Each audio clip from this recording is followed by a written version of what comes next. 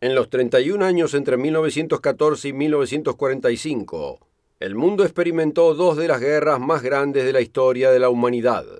Para cuando los cañones se silenciaron en agosto de 1945, estos dos conflictos se habían cobrado más de 77 millones de vidas.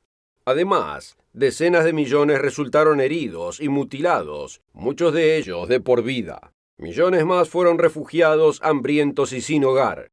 Grandes ciudades como Varsovia, Kiev, Tokio y Berlín habían quedado reducidas a escombros. Solo en Alemania el 70% de todas las viviendas fueron destruidas. El equipo apocalíptico de guerra, hambre, pestilencia y enfermedad parecía haber dejado al mundo tambaleándose. Incluso durante el curso del conflicto, muchos líderes se dieron cuenta de la necesidad de iniciar cambios en la estructura internacional para que no se repitiera una masacre y destrucción tan terribles. El primer ministro Winston Churchill y el presidente Franklin Roosevelt ya en 1941 comenzaron a elaborar estrategias sobre el desarrollo de un orden mundial que evitaría catástrofes de esa magnitud. El orden que establecieron al final de la Segunda Guerra Mundial, que resultó en el mayor período de prosperidad global, ahora parece estar amenazado y deteriorándose. Organizaciones como la OTAN, las Naciones Unidas, el Banco Mundial, el Fondo Monetario Internacional y el Acuerdo General sobre Aranceles Aduaneros y Comercio, que condujo a la Organización Mundial del Comercio, están ahora bajo ataque. El auge del nacionalismo y el proteccionismo está en realidad rompiendo la estructura de alianzas y acuerdos políticos y económicos que han estado vigentes desde el final de la Segunda Guerra Mundial. Estamos asistiendo al fin del orden y el desarrollo de una nueva realidad internacional más inestable. Si es así, ¿a dónde conducirá? Hay una forma de saberlo.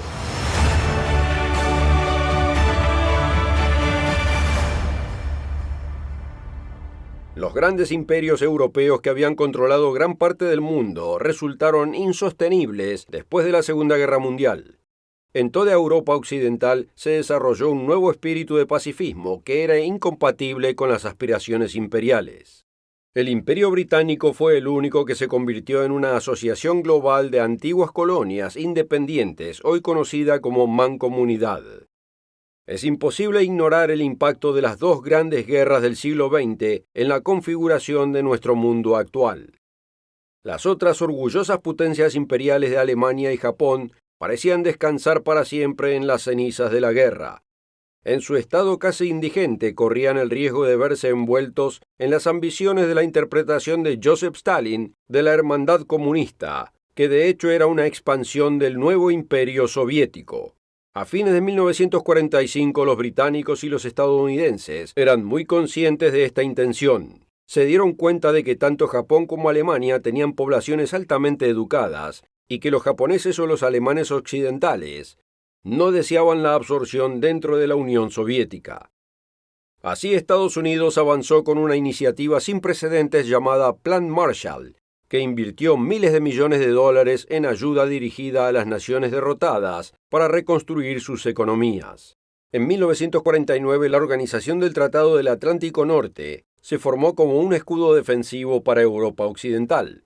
A esto le siguió en 1953 la Organización del Tratado del Sudeste Asiático, que proporcionó protección en Asia junto con una fuerte presencia estadounidense en Japón. Bajo esta protección y con la ayuda del Plan Marshall, las poblaciones de Alemania y Japón reconstruyeron rápidamente vibrantes economías. Esto fue de gran ayuda, ya que no tenían necesidad de invertir mucho en el desarrollo militar, dado que estaban protegidos por las potencias occidentales. Al mismo tiempo, los aliados tenían un programa deliberado para eliminar las filosofías fascistas de los nazis y los militaristas japoneses. Bajo la supervisión de las potencias ocupantes se promulgaron reformas que establecieron democracias que desde entonces han florecido en ambos países, contribuyendo al desarrollo de un espíritu más pacifista. El presente orden se basa en gran medida en dos eventos. Número 1. El discurso de las 4 libertades del presidente Roosevelt, pronunciado en enero de 1941. En este discurso habló de la necesidad de que las naciones abracen libertad de expresión, libertad de religión, Libertad de vivir sin necesidad, libertad de vivir sin miedo. Segundo, la Carta del Atlántico, documento preparado en agosto de 1941 por Winston Churchill y Franklin Roosevelt. En esto esbozaron un nuevo orden mundial basado en los principios de seguridad colectiva, autodeterminación nacional y libre comercio entre naciones. Estas dos propuestas fundamentales se utilizaron para diseñar los instrumentos mediante los cuales la paz y la prosperidad podrían promoverse a escala global y mediante los cuales la seguridad y la dignidad de la humanidad podrían fomentarse y preservarse. Las instituciones que resultaron entre 1944 y 1949 incluyen el Banco Internacional, para asistir a restaurar países devastados por la guerra y proveer préstamos y subvenciones para mejorar la salud, la agricultura, la educación y la infraestructura, para ayudar a sacar a la gente de la pobreza y desesperación y proveer esperanza, reduciendo así el deseo por la guerra. Las Naciones Unidas, un foro de naciones que teóricamente tienen autoridad de resguardar la seguridad de la gente y abordar desafíos a las libertades y el desarrollo económico. El Fondo Monetario Internacional, formado para fomentar estabilidad global económica, alentar el intercambio y reducir la pobreza, y ayudar a las naciones que se encuentren en severas crisis económicas. El Acuerdo General sobre Aranceles Aduaneros y Comercio, ahora conocido como Organización Mundial del Comercio, creada para promover el comercio reduciendo o eliminando barreras de intercambio, y actuar como referí imparcial cuando existan disputas de intercambio, resolviendo las disputas por mediación pacífica en vez de hostil. La Declaración Universal de los Derechos Humanos. Este pasó a ser el enunciado reconocido internacionalmente, que actuaría como aseguranza de que las 4 libertades de Roosevelt serían respetadas y disponibles para todo individuo. Este es el enmarque sobre el que se basa el orden mundial actual. Las instituciones mencionadas distan mucho de ser perfectas, pero como resultado el mundo, si bien ha sido testigo de muchas guerras regionales desde 1945, ha evitado la guerra global. Además, Europa y gran parte del mundo han disfrutado desde 1945 del periodo más próspero de la historia registrada de la humanidad. Ahora numerosas fuerzas están desafiando este orden. En la siguiente parte del programa de hoy examinaremos la naturaleza de estos desafíos y cómo la humanidad enfrentará un futuro muy incierto y arriesgado. En la tercera parte del programa, veremos lo que sucederá cuando el orden mundial actual colapse. Bienvenido otra vez a nuestro programa donde estamos examinando la pregunta: ¿está colapsando el orden mundial actual? Hemos descrito cómo el impacto del horror de 2 guerras mundiales llevó a muchos líderes a ver la necesidad de nuevas estructuras y filosofías que aumentaran la posibilidad de la paz.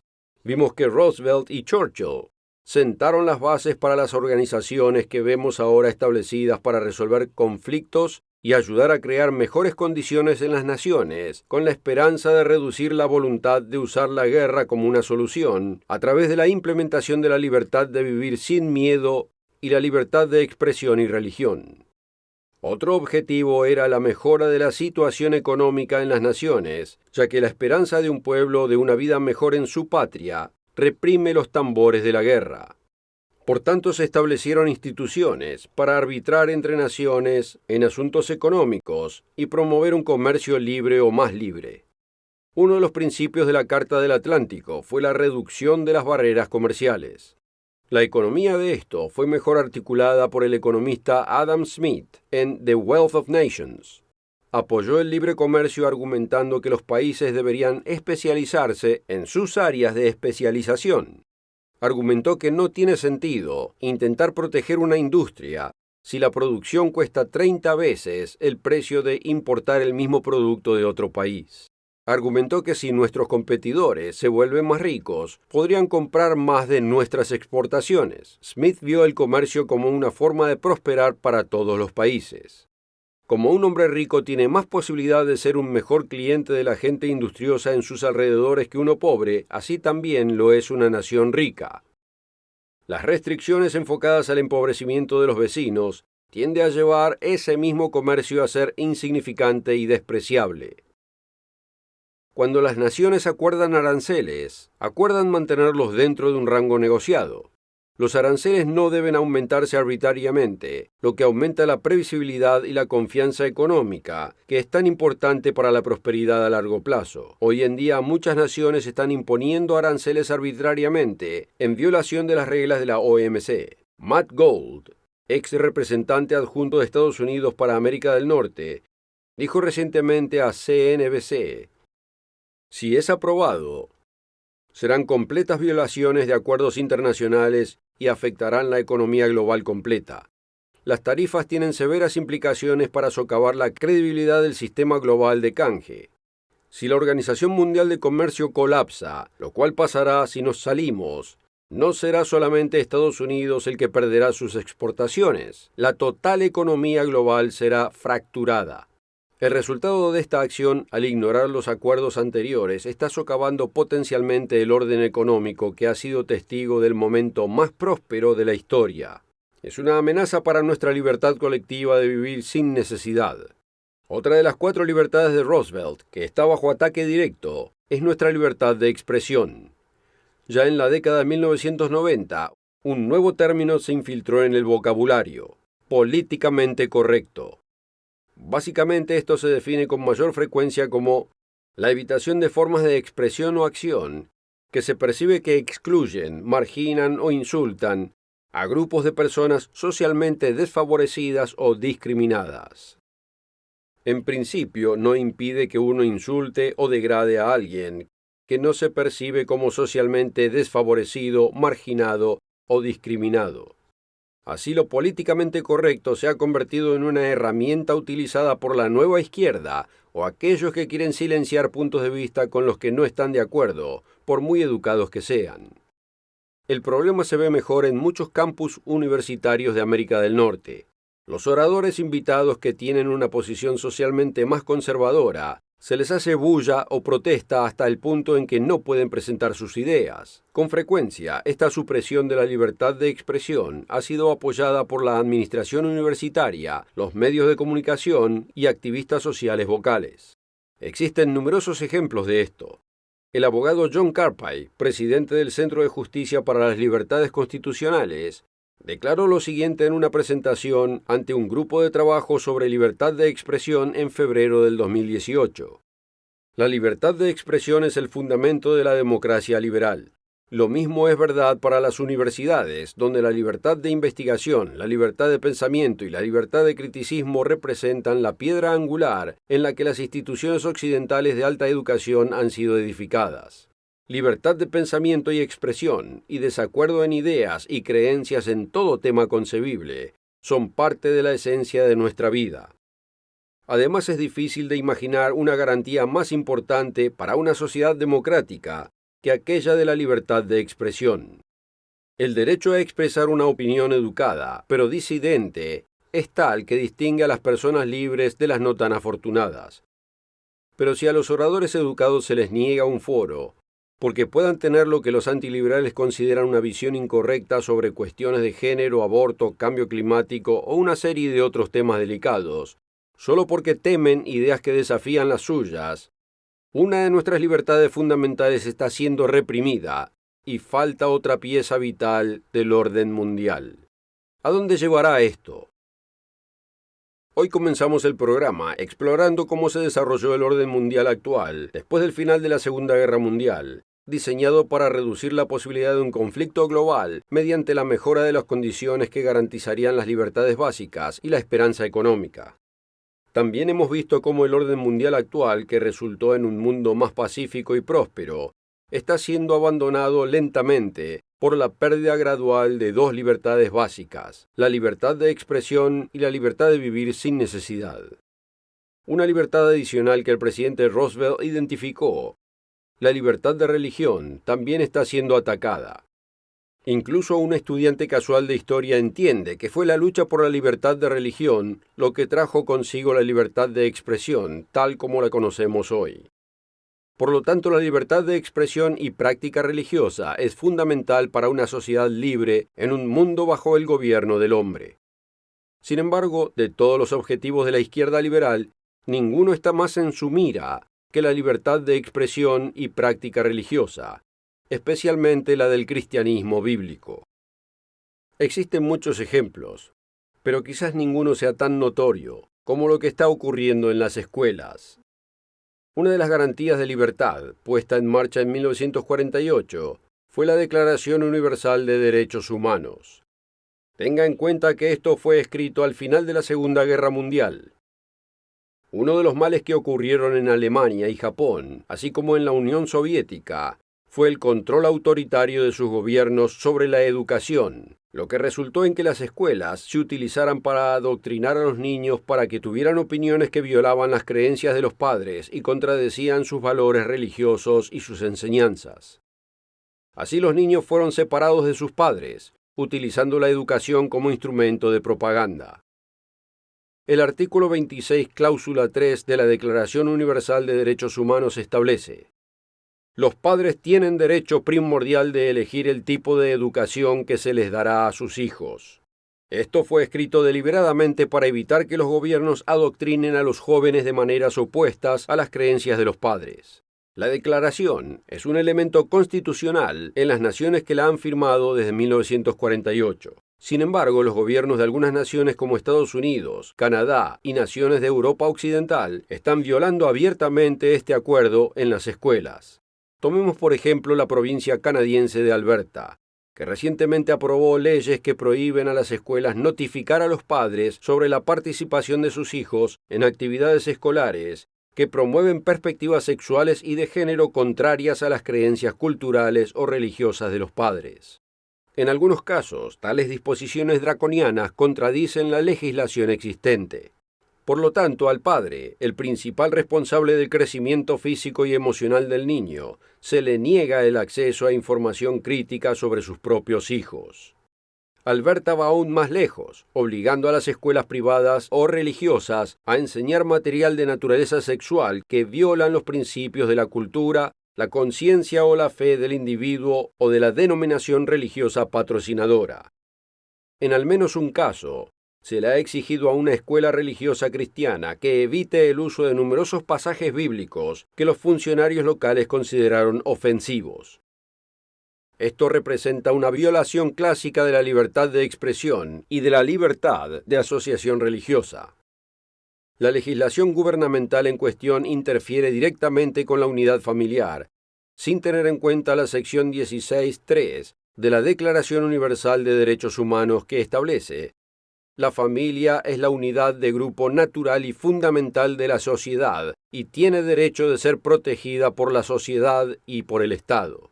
California, Ontario y otras jurisdicciones de América del Norte han realizado recientemente intentos similares de interferir en las prerrogativas familiares.